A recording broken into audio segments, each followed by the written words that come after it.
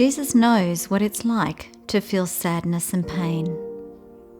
One day he heard some very sad news. His friend Lazarus was sick. By the time Jesus arrived, Lazarus had been dead for 3 days. Lazarus' sisters were crying.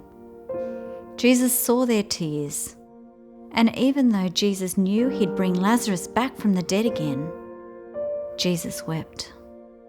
Tears rolled down the face of Jesus. He cried because death was not what God had planned for his world. Jesus knows what it's like to feel sadness and pain. One day he was walking towards Jerusalem. He stopped and looked out over the city, and Jesus wept. He cried because this city had rejected God's messengers.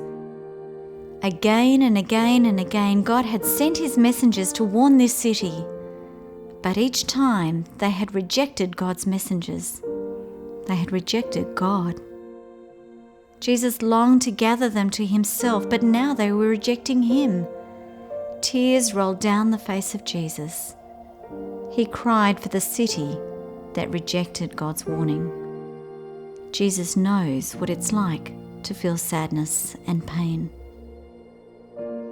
And so the people of Jerusalem had Jesus arrested. The people whom Jesus had cried for put him on a cross. The people laughed and made fun of him.